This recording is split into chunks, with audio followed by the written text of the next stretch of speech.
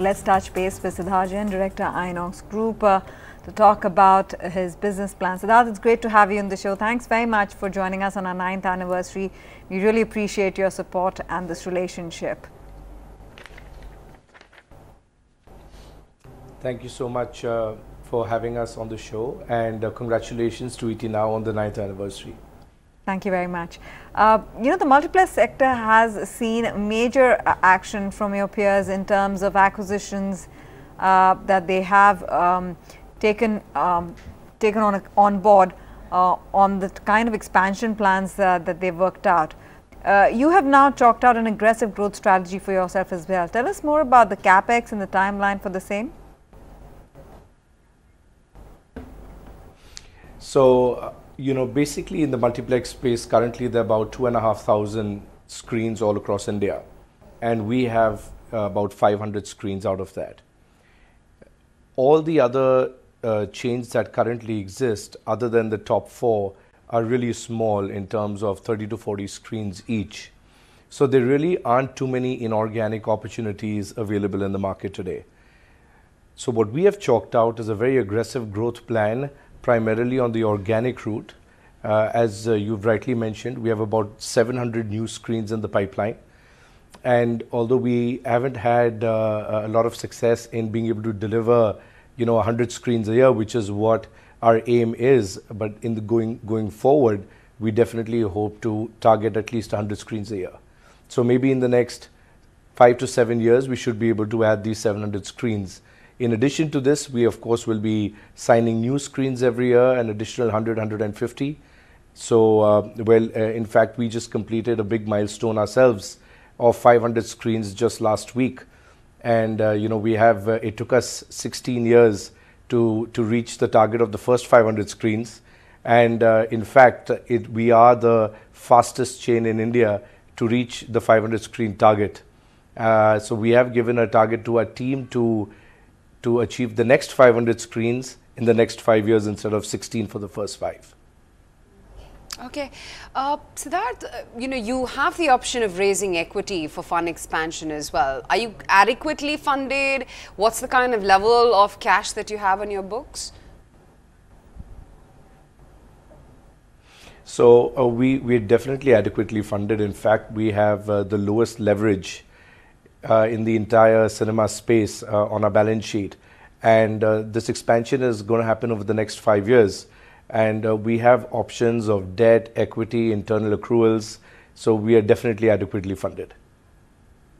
A very strong content is what, we've seen in the previous quarter, that's Q4 FY18, enabled the company to take a healthy ATP. What kind of movies are now slated for the year ahead, and can we expect more traction in average ticket prices?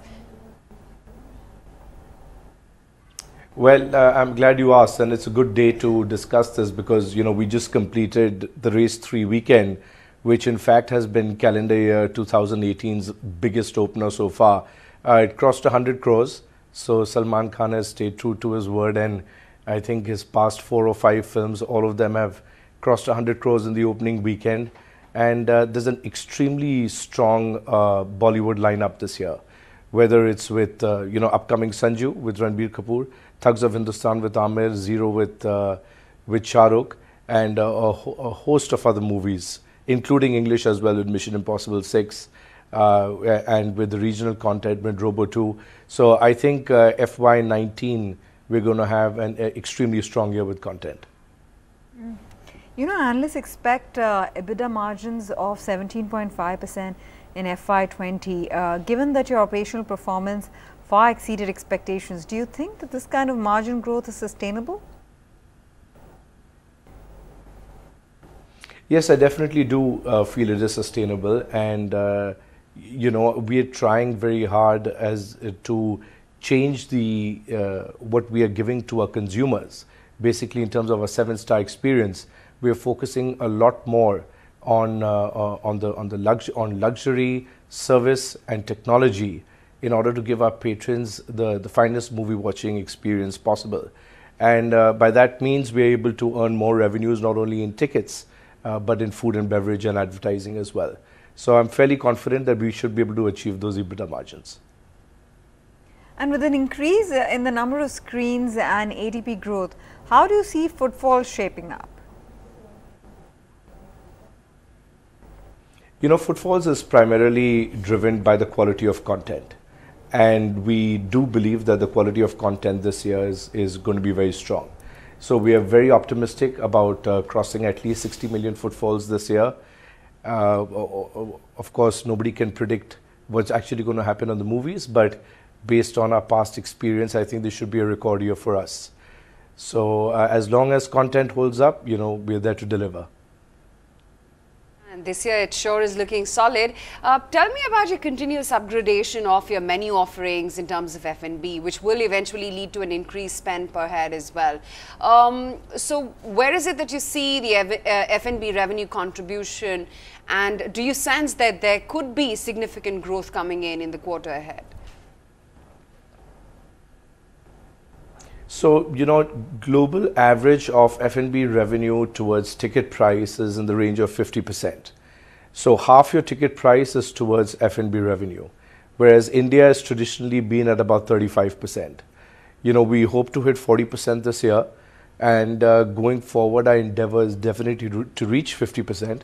But the only way to do that is to improve the quality of your offering to your customers, and also the variety and the choice offered to them. So we are focusing a lot of our energies on menu engineering, and we've brought in Chef Vicky Ratnani on board, and he's done a fabulous job, and we invite all of you to come and try the food at Insignia at INOX.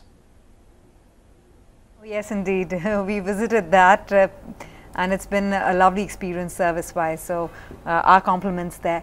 Now that Rajasthan is contemplating coming up with a grandfathering policy on 50% GST refund on ticket prices, and other states contemplating the same, how much will this improve ticketing revenue for you? Well, you know, it's important to remember that in the past, pre-GST, when we had the entertainment tax policies in various states, all these states would traditionally give us entertainment tax exemption because it was a state level policy and decision. And post GST, not only our industry, but I think the rest of corporate India as well, whoever were offered subsidies at the state level, not many have been grandfathered so far. Rajasthan has been the first state to take a positive step in that direction, because when we made our investment decision in that state, it was based on these policies that helped us make that investment decision. In fact, we are the largest multiplex chains in Rajasthan, and we're really happy that there's been a forward-looking statement made by, or you know, they're really forward-looking, the officials of Rajasthan, and we hope other states follow suit as well. You know, you've seen an ad growth of about 30% plus for the last 4 quarters, but analysts are now seeing a relatively conservative ad revenue at 15% CAGR over FY 18 to 20. Tell me, what is it that you're penciling by way of ad revenues?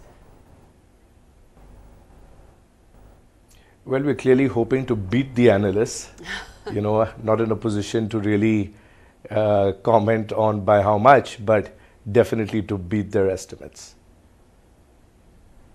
Okay, and we wish you all the best as you endeavor to do so. Siddharth, thanks very much for taking out the time to speak with us this morning. We really appreciate you being very candid about your business plans. Thank you. Thank you for having me.